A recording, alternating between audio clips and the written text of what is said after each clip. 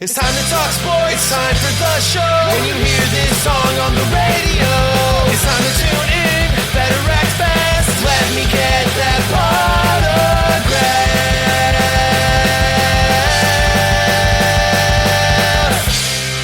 Potograph, Sports Talk Radio. Starting now.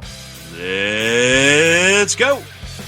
Hey everybody, welcome to episode 187 of Card Crimes Podcast. Brought to you by Let Me Get That Potograph. I'm Scott Rappaport, and with me as always is the DH. What's going on, man? This feels weird. I think it's been well over 150 some episodes since someone else did the full intro. No. I did that boxing related one last year. Oh yeah, that's true. So no, I just wanted to mess with people because again, our opening segment today is going to be about a crime. It's a straight up crime. A shocker, involves a hobby. So look, just for this week, we'll change the name. We'll call it Card Crimes. And we'll go with that. But before we get into it, did you do anything interesting over the weekend, this past week? I almost got into a fight at a trampoline park with a parent. But other than that, no. Well, dude, that's very similar to what happened to me this weekend. I almost got into a fight with a parent at a soccer tournament that I was refereeing this weekend. I actually had to end me at all. No, not at all. I had to end the game early.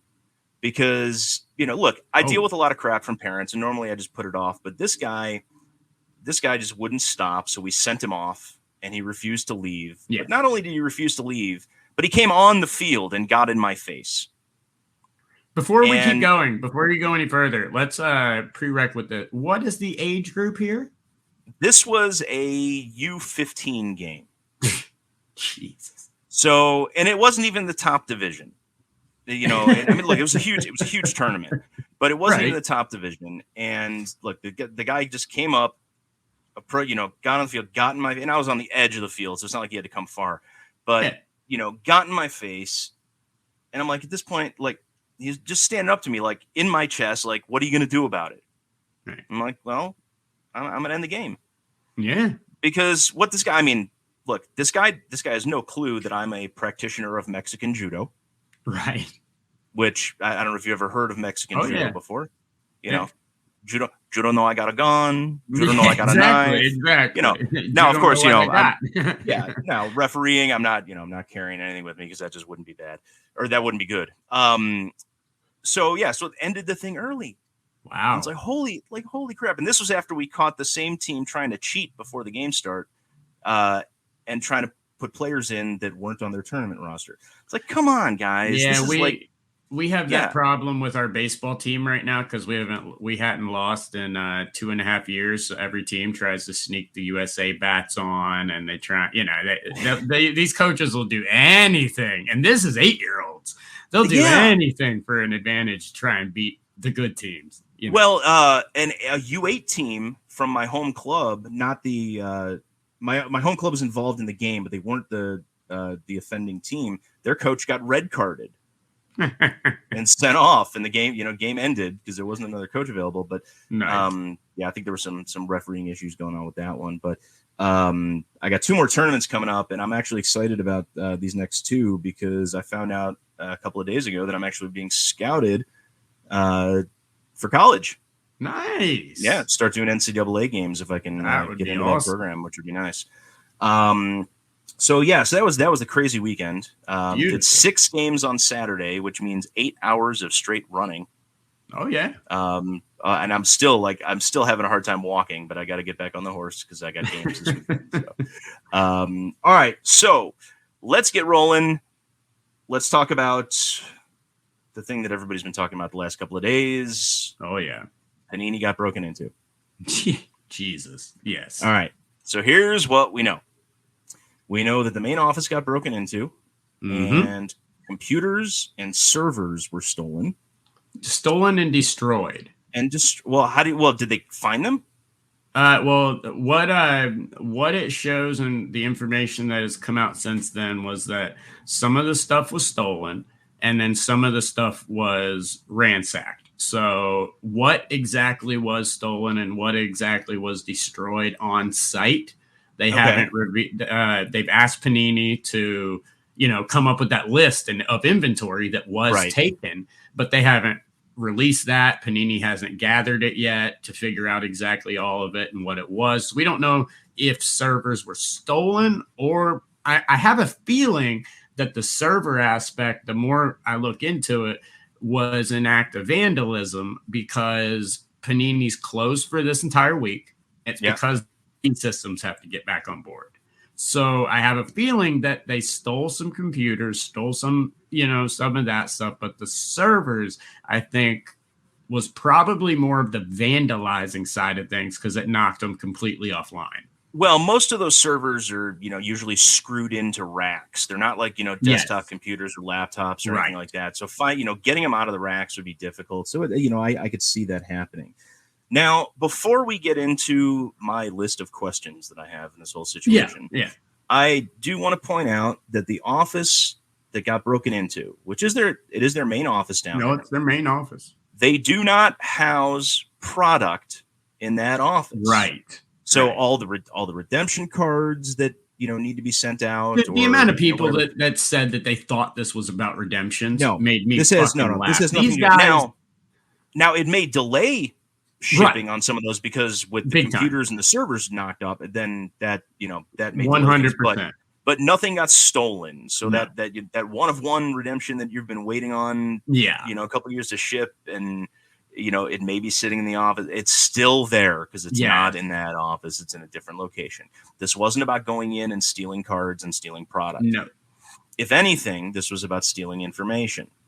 And this isn't, guys, this isn't like you see at card shops. You've seen a lot of card shops around the country being vandalized since people around the world now have figured out, even people that aren't in the hobby, that just this stuff is worth money, where you see them throw a brick through a window or something like this. No, these guys went to the building next door, knew the exact wall, I'm going to emphasize that, to break down without setting security alarms off.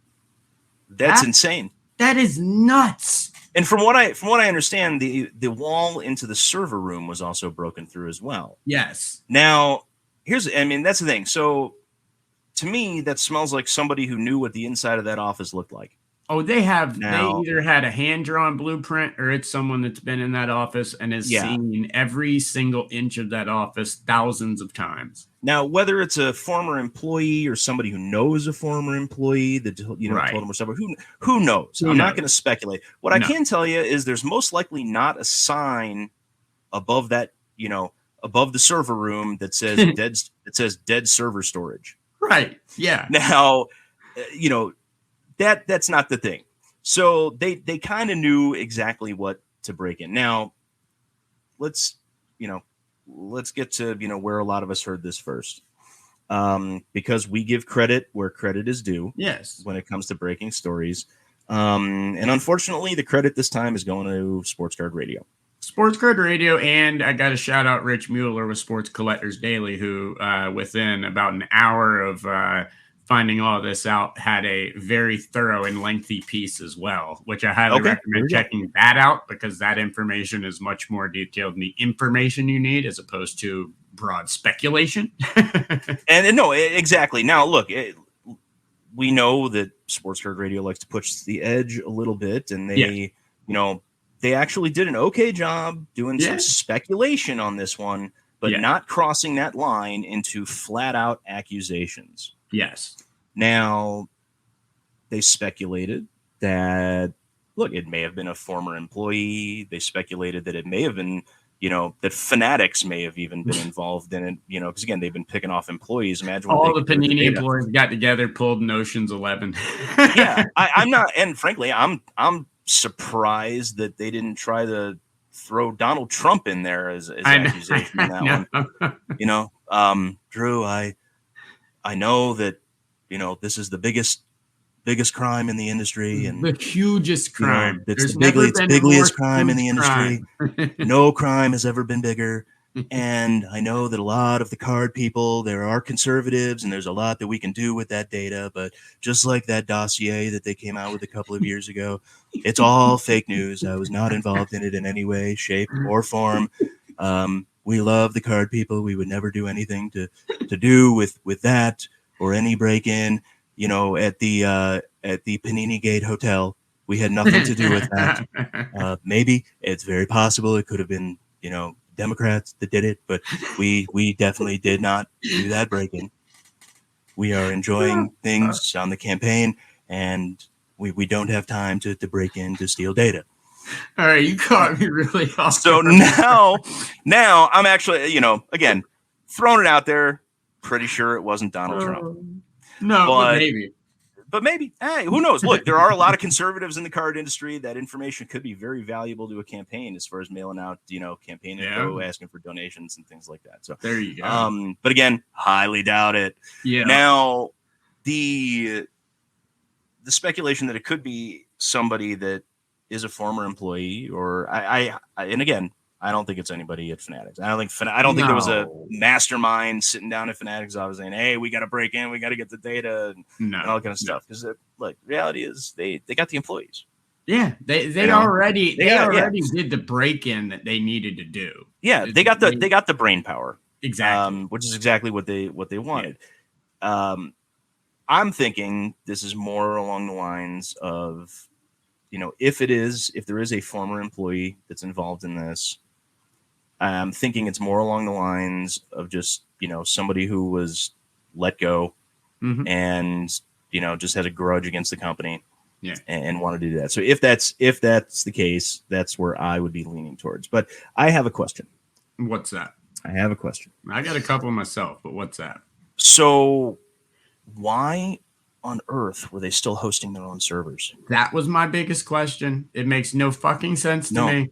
For those of you unfamiliar with servers and how this stuff works, most companies, especially the size of fucking Panini, that type of data is housed in a massive company that stores information. They're using businesses. Yeah, it's either they're using Google, right, for the hosting one of their data centers. They're using Amazon Web Services. They're using Oracle. Yep. There's and any number of even smaller companies out there that have the capacity to host that. Because they have the upgraded security as well as the power to handle all of it. But the security aspect is huge. Not only that, but the bandwidth. Right. And especially after, some of the issues that Panini's had with bandwidth on their sites, especially with some of the Dutch auctions and, and things like that, you would think that they would have migrated off to an off-site server at a data center. Well, now we know exactly why those website issues always happen. They're hosting them in-house. So that's my biggest question is why hasn't this happened? And and I'm assuming, look, as smart as, the IT people have to be that run these servers and things like that, I would assume that they've got a backup copy somewhere. Oh God, you have to. But again, the question is why weren't they cloud-based in the first place? It makes no sense to me because, unless these are very small servers that housed other data that wasn't consumer information, like less sensitive material, unless this was just like an in-house type of thing, it makes no sense on multiple reasons because you could use that room for a lot more stuff, a lot better stuff. Yeah. You could easily take that space and use it for much more productive things. Well, a server, it doesn't need to be big. No, it doesn't. The physical space that it takes up is actually, is very small if you consider what it does. I can understand them having it there if they were using it for development, purposes, but the production server, should have been offsite. Yes, and that exposes a massive flaw within the company. Huge flaw. All right, so what are, aside from that one? Which I beat you the punch on. What are the other questions that you had for this? Well, I'm really curious to how my number one thing is how they were able to figure out the floor plan. Like, as we said, it's got to be that You can't just have someone, if you take a walk through Panini's offices, you're not going to see that room. You're not going to know where that room is. No. Like, you've got to be on the floor and in that office and so familiar with it, it's not even funny. So someone either had to have gotten a blueprint, or it has to be someone offsite. Yeah, it's got to be an employee that's there for a long time, disgruntled or not. But my biggest question, and I think the most important thing that we need to know, was customer data compromised? Yes. Like, this is that.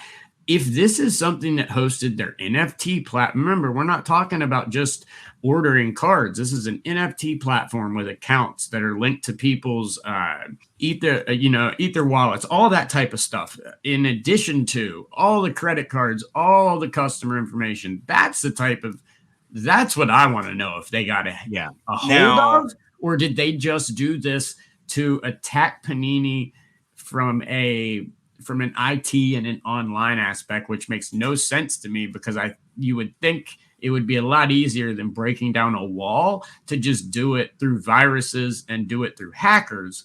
If your sole job is to just knock them offline, I would assume an amazing hacker could probably do that pretty easily and get away with it a lot easier. Yes. You don't leave any physical evidence behind when you hack in remotely. Now, we do know, as far as the NFT stuff goes, we do know that Panini's NFT system is a closed system. Right. It's not tied into any of the other, linked NFT, platforms that are out there. Maybe this is the reason why. Maybe the reason why it was never connected to any of the other systems is because they were hosting it themselves. That's a really good possibility. And if that's the case, that is a massive failure. Yes. On their part. Yeah. No, so, 100%. The good news is there's no, if they're housing sensitive data for anybody, it's names, addresses, phone numbers, and possibly credit card numbers. Although they shouldn't be storing, being in that industry, they shouldn't be storing full credit card numbers anyway. Right. But it's, that would be exposed. Like, Social Security numbers wouldn't be attached to that at all. Yeah. Because if you're taking a payout on an NFT sale, you're taking it through either PayPal or you're taking it through one of the wallet companies. I'm drawing a blank on the name on that, on which one they use. Yeah. So Panini would not have any of that personal information unless you're an employee, in which case it's in the HR files, which are probably stored digitally as well. So who knows if any current or former employee have to worry about that. But again, we don't know what they took. We don't know if they just went in and damaged. As far as breaking down the wall to get in to the full office suite to bypass security, that's you don't really need a blueprint for that. That if you're in the office next to it, that there's a very good chance that it shares a wall inside the building with Panini's offices. You just don't know where it's going to spit you out. Yeah. Once you're in the office, that's where you need the blueprint as far as, hey, where to go. I need to go to the third door on the right. Security, because if you're able to knock down a wall, multiple walls, and not trip security, like, what kind of security do we have here? Well, it sounds like there's no motion sensors. No. It sounds like it's glass, probably glass and doors. Are covered by that. I have no idea what you would think that a company like Panini would have motion sensors on there, unless they figured out a way to disable them. Yeah, that's possible. It is possible that happened. That's not in the the police report and everything. There's not a lot of information out here on this yet, guys, outside of the initial police report and the 911 call that was made has been made official, or when they called it in to the local authorities, happening down in Irving, Texas. And the police report is out. No statement been made by Panini yet, obviously, outside of that through other people and other sources that it was leaked that their systems would be down and things like that. There's been no official announcement from Panini. How long do you think before we get a statement from Panini on this, because the only reason I ask is because we're in an era now, which we're going to talk about, unfortunately, in a minute, another issue with Panini.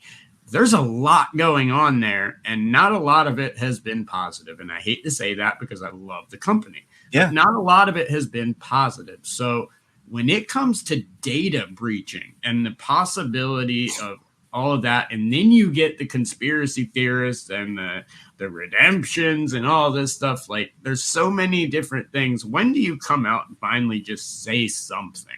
Well, they should have come out right away and said a couple of things. They may not have had to address any potential data breach because they need to find out what is missing, Right. what was stolen and all that kind of stuff. They should have come out immediately and said, right off the bat that we do not, store the redemption cards or any product or anything like that at that location. All of those are safe. Because our systems are down, there may be a delay in shipping until we can get those back up and running. However, none of that was stolen. That's an easy one that they should have come out with right away. That way there's no questions about it. And then they could have just added in, hey, we are looking into what was taken and or damaged, and we will, be making an additional statement, shortly as to whether or any other impact that it may have had on the company. Because again, they don't need to address a data breach at that point, because the reality is there's nothing, for the most part, that is sensitive that, as far as customers go, that even if they've gotten into their system, I could find names, addresses, and phone numbers of people a lot easier than, breaking into an office to try to steal them off a computer. We know that they're, aside from employees, there's not the possibility of any social security numbers or anything like that being taken. And if they are playing by the rules as far as PCI compliance goes with the credit card information, then there shouldn't be a worry about any of that information being stolen either. Whether or not they're playing by the rules in that, I don't know. Exactly. I don't do their processing, so I'm not entirely sure, what systems they have in place, what safeguards they have in place, whether or not they're storing full data and things like that. But I would assume that they are, at this point, unless something comes out otherwise. But I don't see any issues with any of that. I would have at least come and flat out, like with all the stuff with redemptions and stuff, like you said, they're not even housed there. So it's so easy to just come out and say, hey guys, don't worry about that part. That stuff is perfectly fine. No cards were taken. And this is what's made me the most curious, is that the fact that they haven't come out and said none of your your personal information was compromised, because that's a pretty easy statement to make. That's normally the general statement that comes out when there's a data breach at any company in the world. Well, but here's the thing. Even if they did get a list of names, addresses, and phone numbers of their customers, well, then they can't say that. Yeah. Then they can't say that, and they may still be looking into the possibility that was put out there. But again, if I knew somebody's name, I could get their address and phone number a hell of a lot quicker than doing it that way. And look, what are you going to do with addresses and phone numbers? Yeah. There's nothing. Well, and that's why I think there's something either there's something a lot more valuable stored on there, which I'm assuming could be anything to their IP, lots of information on product development, things like that. Like it seems much more of an attack on that to me, the more you look at it from the outside looking in, than it does like going after a certain person's information and things like that. I spoke with Chris Gilmore, who's a friend of ours, and does tons in IT and everything. And as he was saying, this seems to be like cutting patch cables was his thought, vandalizing servers, damaging, ripping up the patches, and not really necessarily databases with customer information. Yeah. And this is someone who knows and works in this industry and has for decades. So he even went as far as to say it was just a smash and grab. just a very elaborate smash and grab, which it could have been, but I can't wait to see that list when it comes out of what was taken. And I want to know what these people were able to get. I don't think we'll ever know everything that they got because it was on a computer. It's not a physical item. Yeah. And there's it's very easy for Panini, especially if something was stolen, for them to say that it just never existed in the first place, because there's no way for you to see it, especially if they're hosting their own stuff and the servers crashed. Like, there's no way for you to know if it was actually there or not. So I don't think we ever find out exactly what they were in there after. Well, the other question that I had is that, and I don't know the answer to this one, but is that the office where all of the graphic design is done for the different products? And that's what I was mentioning before. That's what I think this is probably more about. Yeah, and if that's the case, how is that going to impact the future products that have not been sent to where the designs have not been sent to the printer yet? Yeah. Yep. If they're at the printer already, the printer has the designs. Okay, whatever, they're gone, but they're already being produced. But the ones that haven't been sent to the printer, which are probably the ones that are early fall releases or stuff that's coming out early next year. Yep. And any concepts, like the concepts of new products, new inserts, things along those lines. Yeah, and that would be that would be my concern, as the company. But all right, so I think we'll keep you guys updated with this. We'll get a lot more information, I'm sure. But rest easy, everybody. Your redemptions are okay. The redemptions were not stolen. Your redemptions are perfectly safe. There's no need to worry about your redemptions. There's no need to worry about any of the product that you ordered. There are other things you need to worry about. Excuse me, former president. You did say that there is nothing to worry about with redemptions. As far as redemptions being stolen from that office, that's what I said. There's nothing to worry about with that, but there are other issues with redemptions that we do need to worry about.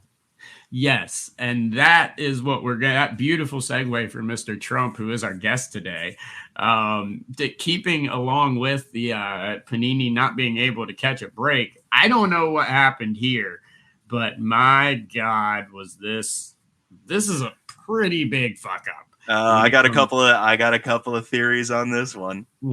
I do too. I'll let you get into it first, and then I'll spew out all the different possibilities that I think it could be.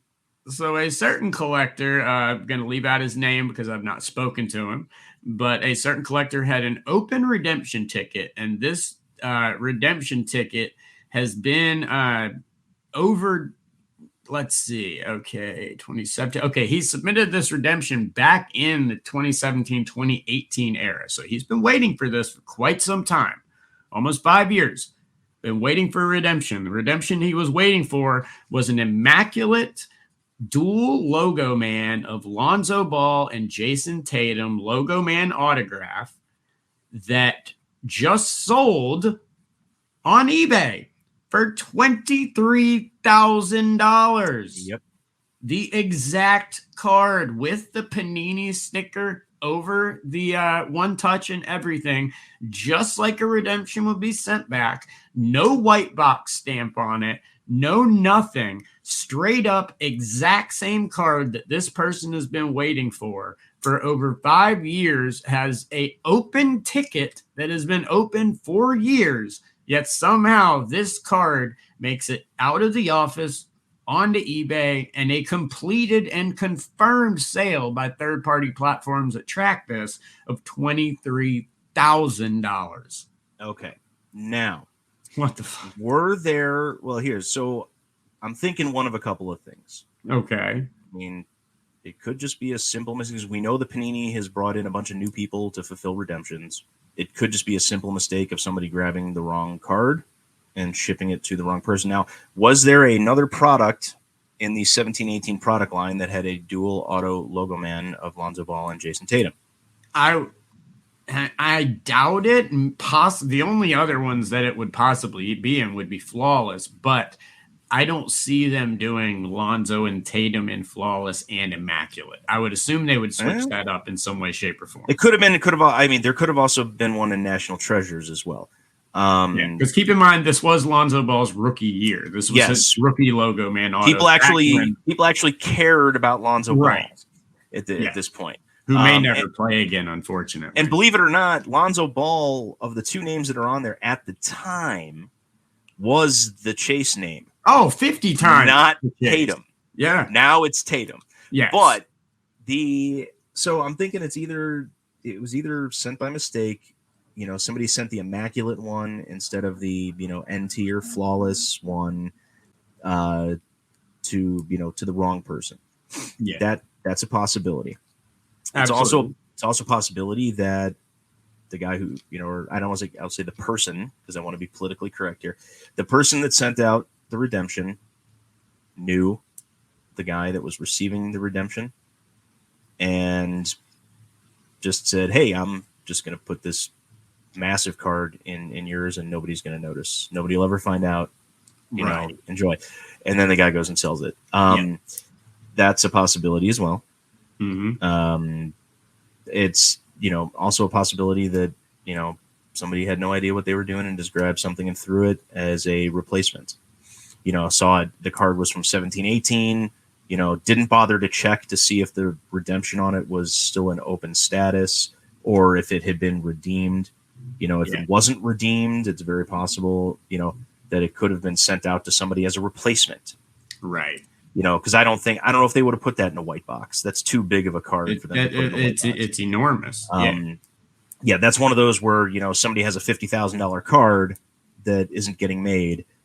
That's what they're getting as a replacement. So that's a possibility as well. Now, I also want to know, because I want to tell you right now, if I had that card, first thing I'm doing with that card, it doesn't even, condition doesn't even matter. First thing I'm doing with that card is going to get it slabbed. Yes. Yep.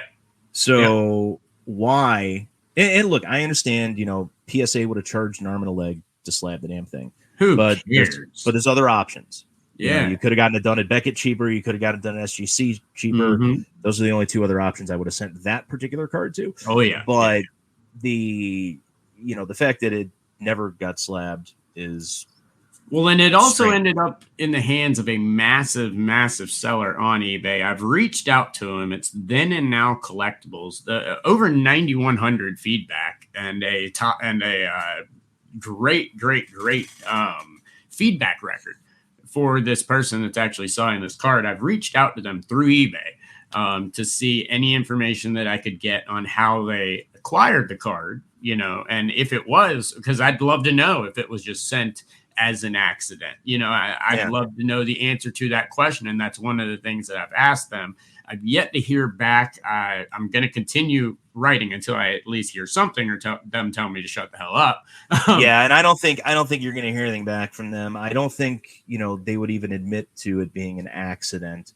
Well, definitely not now, because this dude he has said if Panini does not do something about this and compensate him now that there is a sale on it. Yeah. And it's a recent sale with a confirmed value. If he doesn't get that money or that type of value back in something that he's happy for, he is going to take them to court. And this is one that actually has a chance. Yes. Because this isn't one of those like you never sent me my redemption right. or anything like that, and there's fine print that covers Panini in a lot of those cases. But in this case, they sent the card that technically belonged to the guy who had the redemption card for it to somebody else. And it was sold for a massive amount of money. Well, let me rephrase that. To you and I, that's a massive amount of money. To somebody else, that's pocket change. But in our eyes, it's a massive amount of money. Yes. And this guy who was supposed to get the redemption is now out. That is completely different than any of the other situations regarding redemptions that people have tried to sue Panini over. Right. This one actually has a chance.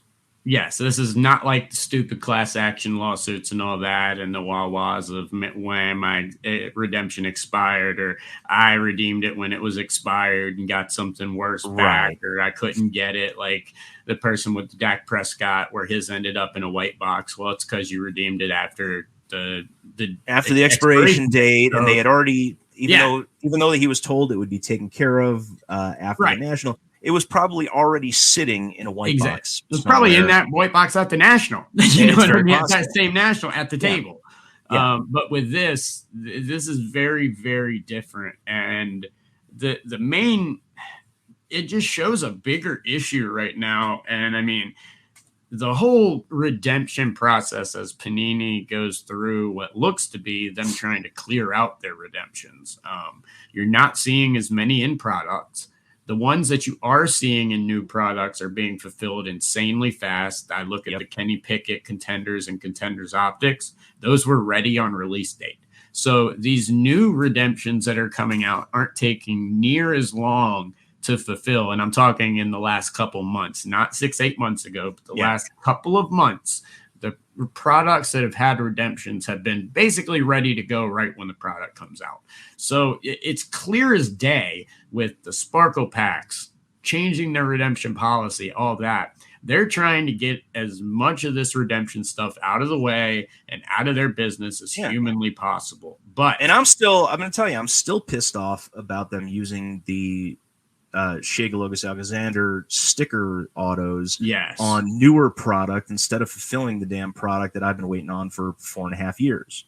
So that's another issue. And that's where I'm going with this is while they're trying to figure out this solution to the redemption pile and the horde of stuff that's going on right now, they do not have the right people in place to do this. No. There have been so many mistakes, and this has been so mishandled. There is a very simple and logical and easy way to do this. And I know some of the people at Panini, not near as much as I used to, even though I will say Tracy Hackler is headed back to Panini, which I'm thrilled about. Yes. Now, it's not the same job as before. I don't know the exact title as of now, but Tracy Hackler is headed back to Panini. I don't know if he's going to be doing Kentucky Roadshow as well, but I'm hoping getting Tracy back in there, maybe give him, 5,000 times more responsibility, because this man was responsible for the golden years of Panini and did so much more than anyone else knew. But the people in there right now and the way they're handling redemptions as a whole is pathetic. It is. Yeah. And I would agree. And what they really need to do is they need to contract somebody who knows what the hell they're doing.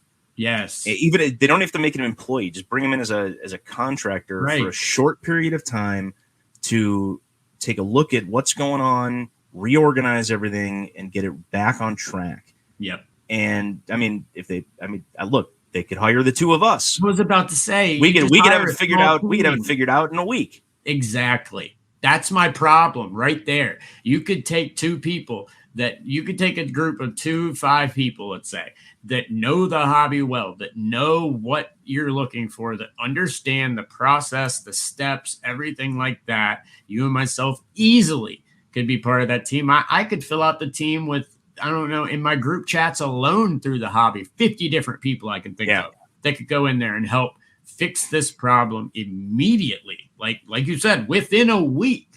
Yet we're seeing so many problems. And then you get to the ultimate problem, which is this right here. Yeah. A $23,000 card showing up on eBay while someone's got a literal open ticket. I'm sorry, but this wasn't just some random one of one. This is a dual fucking logo man auto of Jason Tatum and one of the biggest rookies at the time in 2017, one of the most hyped rookies in the last 10 years in Lonzo Ball. Like those cards need to be kept separate from my Kenny Pickett Phoenix auto. You know what I mean? Exactly. Like that shit needs to be in different rooms, maybe on a different shelf, like something. It needs to be in a safe. Yes. Like they need to have a vault for those types of cards. Because there's enough of them that are outstanding that would warrant a vault. Yeah, to be built in the facility with the redemption in order to send those out. And there should be, or they should be locked up in a manager's office somewhere. Right. And then, when they get sent out, it should be management that ships it, as opposed to, some underling who's running down, who's running a redemption department down there somewhere. Yeah. And look, it's just it's a security issue. It's exactly what it should be. Yep.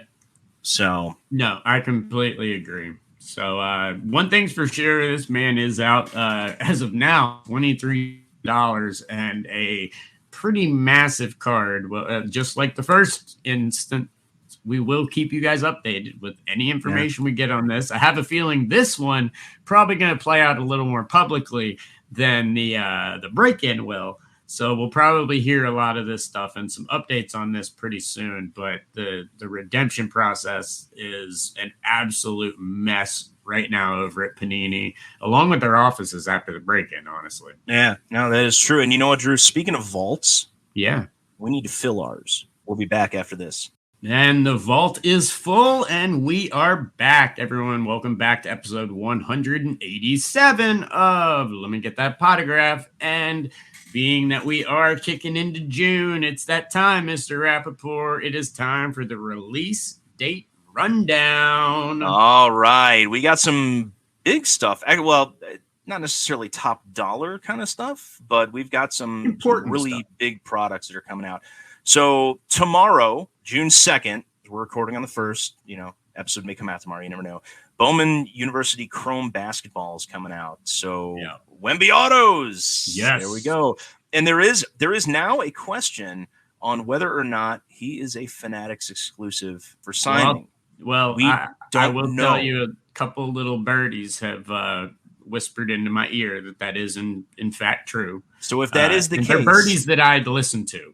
And if that is the case, this is going to be a massive product because he will not have any other rookie autos with any of the Panini products that pop out. If that is the case. Right. What else we got coming out? On the 7th, next week, we have Top Series 2 Baseball. That is always a favorite product. And a couple of guys made it in that I didn't think were going to. We've got Anthony Volpe. I thought for sure he was up late enough to make it to update. I didn't think they'd get him in Series 2. We've got, who we got? Jordan Walker. Did my boy Burleson make it into Series 2? I was just about to bring that up. Card number 622, Alec Burleson. There we go. Yeah. Francisco Alvarez is one of the big rookie names in there. We've got Corbin Carroll is going to be in there as well. And a whole bunch of other guys that Drew Waters. Okay. Who is not talked about. Josh Young, the Rangers. Just looking at I'm just quickly going through the list. Those Rangers prospects, man, you better watch out for them. Their farm system is so deep, and their rookies are so freaking. Oh man, that's a team I'm watching. And we also have Brendan Davis, Tigers rookie, not to be confused with Brennan Davis, who is not called up yet, but I'm really excited for when he eventually gets to the Cubs up here on the side. So looking down the list, we also have 22-23 Upper Deck Extended Hockey coming out on the 7th as well. On the 9th, we have Panini Donruss UFC. That's a 2023 product. Right. We also have 22-23 Panini Select FIFA, which should be a fun product. And I'm going to talk a little bit about Select in Select Premier League in the next segment. We've got Revolution WWE coming out on the 16th. We have 2022 Panini Select Football coming out on the 14th. That's going to be an interesting one with the XRCs. That is. We've got 2022-23 Finest Overtime Elite Basketball coming out on the 9th. Really? Yes. Nice. That's gonna be an interesting product. We've got Panini 3-2 Baseball. We've got Leaf Metal Draft Football, Hobby and Jumbo coming out on the 16th. On the 21st, we have Topps Chrome Overtime Elite. And that's going to be a big one. But I still have a bunch of last year's stuff that I'm sitting on just waiting for the draft. Well, see, that's what I was about to say with this OTE stuff really fast. With both of the Thompson brothers going into this draft, this is the first draft since the Overtime Elite products have come out where we're going to have players eligible for the draft. No, second. There were a couple that were eligible last year that did not get drafted. I meant that actually have a projected NBA future. Yes, that are, and both of them are projected lottery picks. They're talking about Amon probably being top 5. And so this is where you could possibly see OTE get a lot more attention, depending on how these guys pan out. Well, projected draft list I saw a couple weeks ago had Amon going 4 and Osser going 5. There you go. Now, again, it's a couple weeks old. It's, they're not Wemby. All eyes are on him. But going down, let's see what else we have. 2022 Upper Deck Goodwin Champions is coming out on the 28th. And also on the 28th, 22-23 Black Diamond Hockey. Nice. And then from Panini One Football is on the 28th. Select Basketball is coming out on the 28th. And I'm really hoping they do with Select Football and Basketball this year like they did with the Select Soccer products for retail. And I'll explain that more in the next segment as well. And then let's see, stuff that we don't have a date on but is projected to come out in June at some point. 2022 Topps MLS Renaissance Soccer. I don't know what that product is. I'm going to have to look that up. We finally have 2022 Topps Chrome Road to UEFA Nations League Final Hobby and Light coming out at some point. We've got a bunch of Leaf products. We've got 2022 Trinity Football, 2023 Trinity Basketball, 2023 Leaf Vibrance Multisport. That should be a fun one. Yes. And then, Leaf Autograph Jersey Basketball coming out as well. And one that I never thought that they would make a product of because at the time, Kevin Smith never mind. It wasn't that. It was a different movie that he absolutely hated. But Chasing Amy trading cards are coming out. And I'm really hoping it's an Upper Deck product. I am really hoping that there are Ben Affleck autos in there. Dude, as a massive Kevin Smith fan, Mallrats is still one of my favorite movies in the entire world. He hated Mallrats. I don't give a shit what he thought about it. I loved it. And I heard they're coming out with a sequel. Well, that's just terrible, but Yeah, I know. But that's kind of what it is. So speaking on MLS Renaissance real quick. Yep. I took a little look at it while you were going through this. This looks like the first ever MLS high-end product. This looks like an immaculate, flawless type or dynasty type of feel. These are cut autos, massive jumbo patch on card stuff. This is a ridiculously cool looking set. Well, there's a lot of the younger guys that had rookies in the last couple of years in the MLS products that are currently playing in the U20 World Cup down in Argentina and are absolutely killing it. The U.S. is the only team so far. They're in the round of 8 right now. They have not conceded a goal the entire tournament. Yeah. I'm looking forward to seeing what comes up with that. And then obviously we've got the CONCACAF Nations League and CONCACAF Gold Cup coming up this summer as well. There's a decent amount of MLS players that are going to be playing in that. So I think this is a really good time for that product to pop. Yeah, it also looks insanely limited as autograph relics. The highest, their number 2 is 20. So this looks like this is going to be a very limited release of some high-end stuff. So that's pretty cool. I like that. I'm looking forward to it. So quick question before we move on. Yes. Looking at the release date calendar, you mentioned Series 2. You mentioned a couple of surprising names. After looking at the rookie card checklist and everything and the people that they put in there, what do you see for update? That's a good question. Update, if my memory serves me correctly, players typically have until the first week in June in order to get called up to make it to update. That's about the cutoff date. So I don't know. That was my biggest question. When you listed off those names, I'm thinking unless someone's called up in the next 7 to 10 days. Well, but here's the thing. There are a couple of guys that may get called up that are big names in the prospect world. Ellie De La Cruz. Ronnie Mauricio may end up getting called up. Do the Giants call up Marco Luciano? Yeah. There's all sorts of, I think the Mariners have a ton of prospects that, could pop at any day as well. Miguel Amaya came up for the Cubs, played a couple of games last month. He's not in Series 2, so he'll be an update. Okay. Or he should be an update. I don't think they'd hold him till next year. Yeah. So there's all sorts of, guys that, could potentially. Yeah. Sounds like they're banking on Ellie probably getting called up for update. And they may, and I wouldn't put it past. I would not put it past them. If Ellie doesn't get called up until the 10th instead of the 7th. Right. I wouldn't put it past him to push that deadline a couple of days. Yeah. You know, especially or even with how easy it is nowadays to push products. Pushing it back a week or two, and then including him in it. I can easily see that. Because they can have the rest of the product designs done and just have a placeholder, right? For him, where all they need to do is pop in, and they can put the stats in there, and so the back of the card can be done already. They can put the portrait photo in the name. They just need a game photo of some sort to throw in there. Yeah, I could see them doing that. Sure. So, but that's what I'm thinking for update. But we'll find out closer to the end of the season. That we will. But Series 2, one of the big releases coming out this month in June. But that's going to do it for this month's release date rundown. All right. But now, Drew, speaking of the end of the season, I should say, soccer season just ended for Europe. I mean, let's be honest, that's all people really care about anyway. Couple of products that have popped recently: Premier League Select, which is absolutely insane. I've been in a couple of breaks recently, and I've noticed. I've also picked up some retail and some hobby. They did not make the retail cards, the base cards, a different color compared to the hobby cards this year, which is great. Because the last couple of years with basketball, with football, UFC, WWE, they've been blue instead of the normal like silver.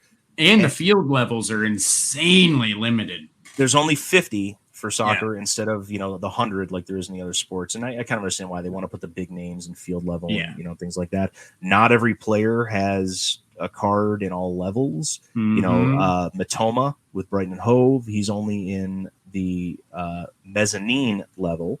Yep. So we've got terrace, mezzanine, and then field level as the shortest print. And they've put in some solid, retired player autos. They have that people are chasing in there. Now, I will tell you, I'm gonna give a little bit of a rundown, kind of on how the ending of the season is going to, maybe affect things. But when I was in this break, watching it, and I made a comment about how, because it's English Premier League, he should be doing the break in an English accent. and he kind of laughed. So he said he'd butcher it, but you know what? I'm going to give it a shot. So we're going to talk about the end of the soccer season as if we were English. Drew, the English Premier League has ended for the season with Manchester City taking the top spot, with Arsenal finishing down in second, as was expected for the last couple of weeks. Manchester United, however, had moved up to third and secured a Champions League spot, with the season surprise of Newcastle finishing in fourth and will be playing in the Champions League for the next season. And they also make that beautiful beer. That makes Liverpool the odd man out, who finish in fifth and will be playing in the Europa League, along with another surprise, Brighton and Hove. They are going to be going to the Europa League as well, and I believe it is West Ham that is going to be going to the Europa Conference League. Last day in the Bundesliga saw some surprises, with Bayern Munich overtaking Borussia Dortmund for the top spot. You just laughing your ass off at this one, right? And we have the FA Cup final coming up this weekend with Manchester United versus Manchester City. My money is on City for this one. And a week later, we have the massive Champions League final, which again features Manchester City as an overwhelming favorite versus Inter Milan. Big news also broke this morning that is going to affect the hobby. Karim Benzema from Real Madrid has been confirmed to be leaving Real and going to Saudi Arabia. Boy, he's headed to the Saudis, to join Cristiano Ronaldo, not on the same team, but in the same league. It has also been confirmed that Lionel Messi will not be rejoining PSG next season, and is also rumored to be going to a Saudi Arabian team. All right, that's all I'm going to do for that one. All right, so anyway, you've got Benzema confirmed going to Saudi Arabia. You've got Messi confirmed, or not confirmed, but confirmed to be leaving PSG, and rumored to be going to Saudi Arabia. There's also rumors he might go back to Barca. There's some rumors that Inter Miami, the MLS. I don't think they've got them. Even though they got David Beckham running team, I don't think they've got the money to be able to get Messi over there. A couple of years maybe. So good chance that Messi winds up in Saudi Arabia. So we've got Ronaldo that's there now. We've got Benzema that's going there, and we have Messi that's possibly going there. And there's some other, mid-tier guys that are starting to leave some of the European club leagues and go over there as well. What does that do to the hobby? Yeah, I don't know, man. It's going to be interesting because obviously Saudi is not exactly thought of as a powerhouse. Although I will say with Saudi Entertainment Ventures, if you're not familiar with who those are, anyone listening, this is a company in Saudi, an entertainment venture that is trying to buy up everything they can. They were about to possibly purchase WWE. They're getting a lot of American and European-based entertainment in the sports world and really trying to bring that over into Saudi. And it's really making Saudi become a massive powerhouse in these special event type of things. So maybe more eyes get put on them through that. But when you have people like Benzema and possibly Messi going over there, you got to start paying attention, dude. I mean, that's huge. And then there's also the side effect from that as well, because the Saudi Arabian teams play in Asia's version of the Champions League. Yes. So, having those big names potentially playing in the Asian Champions League, does that raise the profile of, some of the Japanese or Korean clubs? Right. There's rumors that Russia may leave UEFA and join the Asian Confederation as well, because they've been banned from UEFA, since they invaded Ukraine. Right. And you could argue the politics on whether that was right or wrong or whatever all you want. We're not going to talk about that. But if that happens, you've got some solid Russian club teams that could be potentially competing in the Asian Champions League as well. So it's one of those things where it's like, okay, you've got these big names that are not going to have cards produced especially with Benzema now that he's retired from international competition. Yeah.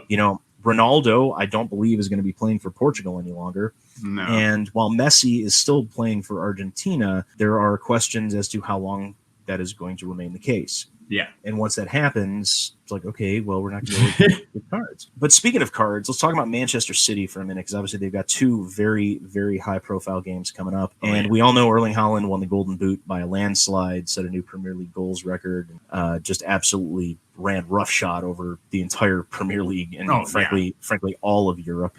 Yes. This season. But there's a guy on Manchester City who I've been keeping an eye on all season, and while he's not a starter, only because he would be a starter on pretty much any other Premier League team. But because Erling Haaland is there and they play the same position, he's kind of screwed. But he's put up great numbers given the limited playing time. That's Julian Alvarez. Yeah. Oh, yeah.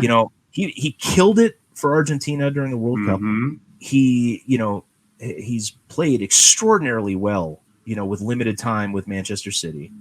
And yet there's like no love in the hobby. None. Not even during the World Cup when he was playing so amazing. There wasn't any World Cup hype or any World Cup bump. It was all about Mbappe, which understandably so, Mbappe, Ronaldo, Messi, stuff like that. But when you've got a guy putting up minutes like that and you've got a prospecting and a speculating hobby like we have, you would think he would get that attention. But for some reason, he never gets that attention. But maybe these next two games being so featured, maybe it helps. Well, but that's the thing. I don't know how much playing time he's going to get in these two games.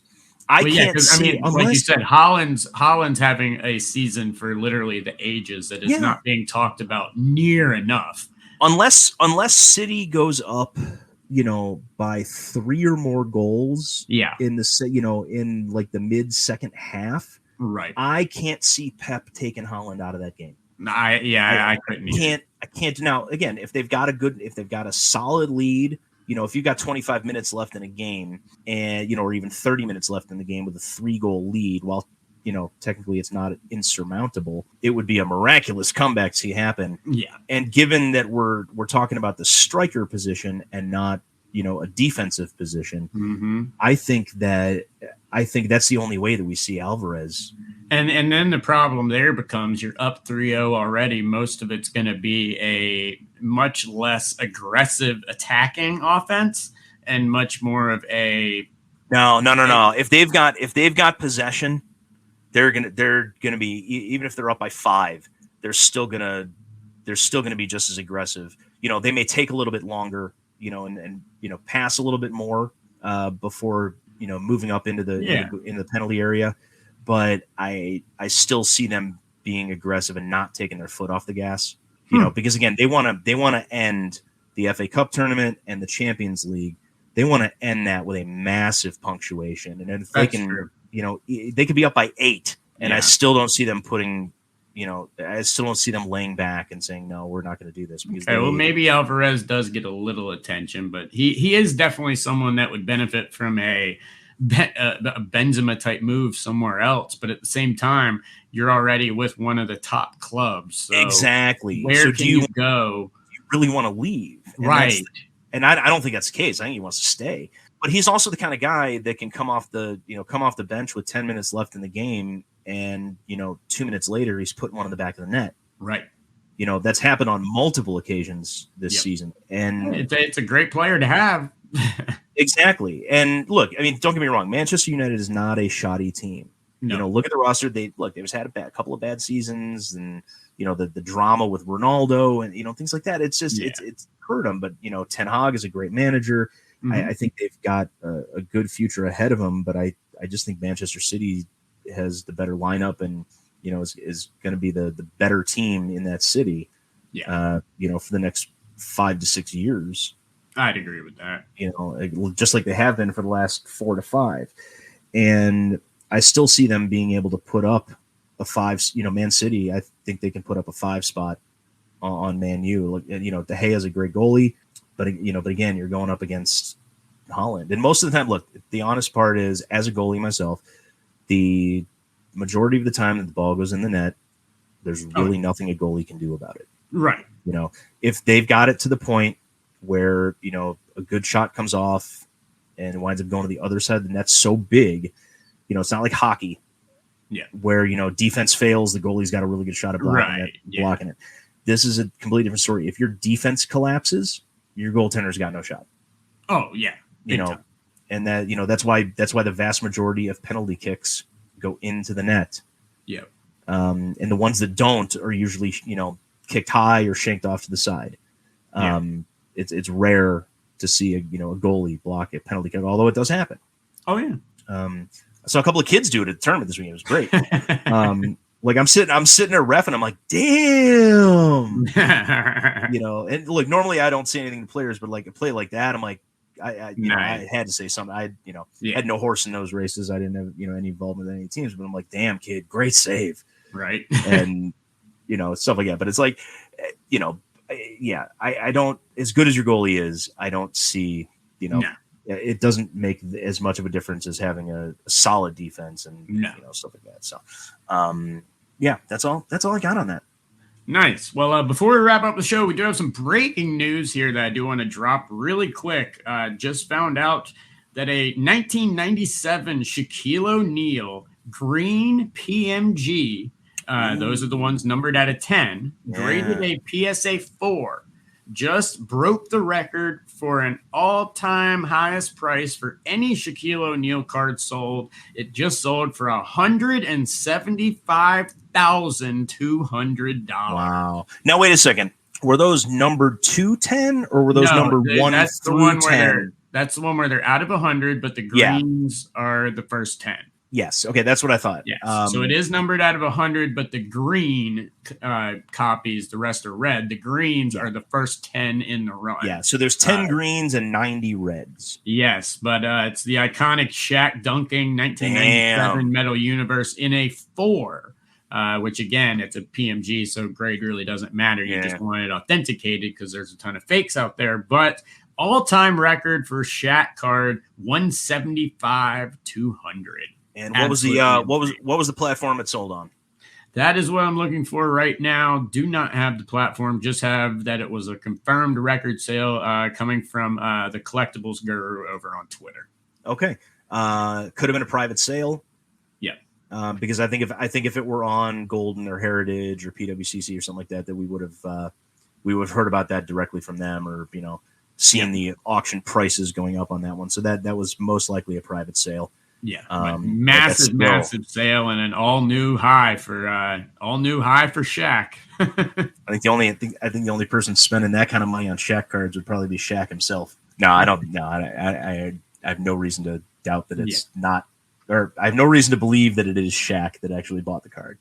Yeah, but the green PMGs, especially of the stars, don't pop up very often. Yeah, absolutely. I can see that being a sale. Yeah, but really huge sale for the Shaq market. Just wanted to bring that up before we wrap up this week's show, which, Scott, I think this is a prime opportunity to do. Yeah, it's been a great show this week. Scandal, of course, because there's always something scandal going on. Next week, we've got some good stuff coming up for you. Some amazing stuff coming up. We'll tell you what it is as soon as we figure it out. No, we have some amazing special guests coming up, guys, as we are on our road to NSCC 23. We'll be having a lot of information for you guys regarding some special guests. A lot of we'll be doing some live shows, a couple of different things here and there, heading up into the national. A lot more of that, and a schedule for you guys to follow here. We're going to be making here shortly, along with some pretty big announcements. Do want to shout out our awesome sponsors: Denver Card Shows, Zion Cases, Card Ladder, Show Your Slab, Slab Strong, Treasure Hunters, Stand-Up Displays, and our newest sponsor, Game Time Cards, down in South Florida. Amazing shop. And we love South Florida. Yes. Anything in South Florida is not far from Mar-a-Lago. It's huge. But yes, we welcome Game Time to the family as well. But thank you guys so much for everything you do. Would not be able to do the show without you, just like you guys listening to the show. Also, Hobby Hotline every single Saturday, 11 a.m. I'll actually be on June 17th. Haven't been on in a while, but will be on June 17th. So make sure to check that out.